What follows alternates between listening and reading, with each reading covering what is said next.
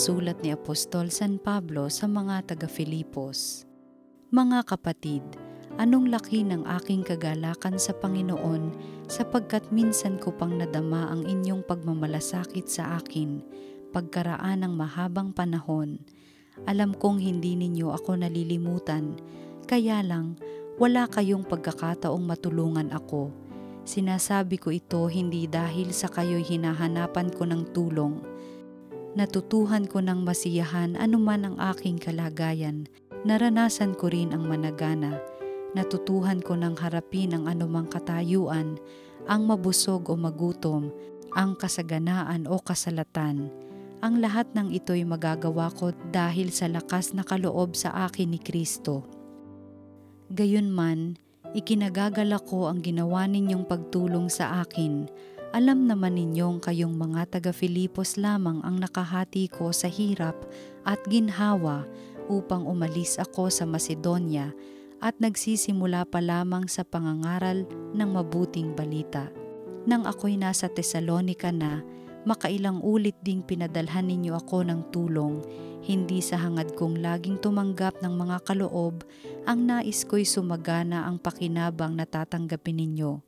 Narito ngayon ang katibayan ng labis-labis na kaloob ninyo sa akin.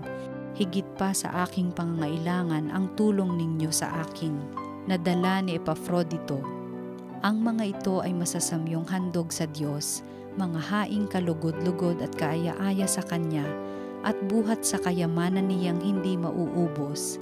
Ibibigay niya ang lahat ng inyong kailangan sa pamamagitan ni Kristo Jesus. Ang salita ng Diyos.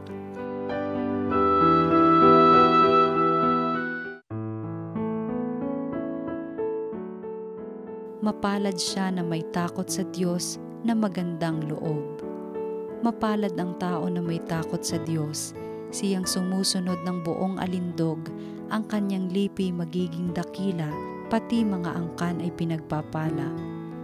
Ang mapagpautang nagiging mapalad, kung sa hanap buhay siya'y laging tapat, hindi mabibigo ang taong matuwid, di malilimutan kahit isang saglit. Wala siyang takot, hindi nangangamba, alam na babagsak ang kaaway niya, mabait na lubha, lalo sa mahirap. Ang pagiging matuwid ay di nagwawakas, buong karangalan siyang itataas. Pagbasa mula sa mabuting balita ng Panginoon ayon kay San Lucas. Noong panahong iyon, sinabi ni Jesus sa kanyang mga alagad, "Kaya't sinasabi ko sa inyo, gamitin ninyo sa pakikipagkaibigan ang kayamanan ng sanlibutan ito. Maubos man ito'y may tatanggap naman sa inyo sa tahanang walang hanggan ang